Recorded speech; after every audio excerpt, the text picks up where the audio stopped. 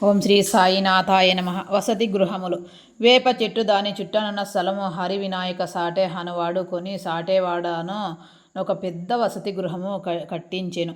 అప్పట్లో షిరిడీకి పోయిన భక్త మండలికది ఒక్కటియే నివాస స్థలము. వేప చెట్టు చుట్టూ ఎత్తుగా హరుగులు కట్టిరి, మెట్లు నిర్మించిరి. మెట్లు దిగువనొక గూడు వంటిది కలదు. భక్తులు మండపంపై నుత్తరముఖముగా కూర్చొనేడివారు.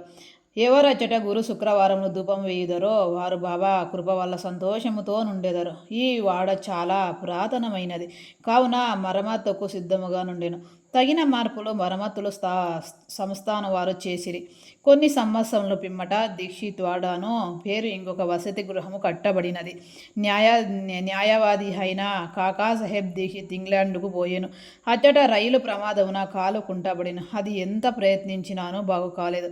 తన స్నేహితుడగు నానాసాహెబ్ చందోద్కర్ షిరిడి సాయిబాబాను దర్శించమని సలహా ఇచ్చాను. 1909 సంవత్సరమున కాకా షిరిడికి పోయాను. బాబా దర్శన మాత్రమున అమితానంద భరితుడై సిరిలో నివసించుటకు నిశ్చయించుకొనేను. కాలి కుంటితనము కన్నా తన మనసులోని కుంటితనము తీసివేయమని బాబాను ప్రార్థించాను. తన కోరికను ఇతర భక్తులకు పని వచ్చినట్లు ఒక వాడను నిర్మించాను. 10/12/1910 ఈ వాడ కట్టుటకు పునాది వేసిరి.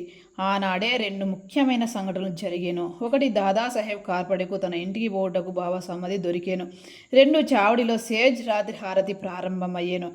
దీక్షిత్ వాడ పూర్తి కాగానే 1911 సంవత్సరంలో శ్రీరామనవమి సమయంలో శాస్త్రోత్సవ గృహప్రవేశము జరిపిరి.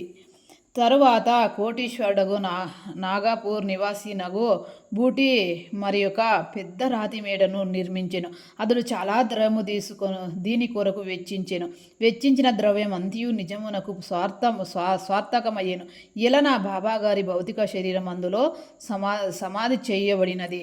దీనినే సమాధి మందిరం అందరూ. ఈ స్థలంలో మొట్టమొదట పూల తోట ఉండెను.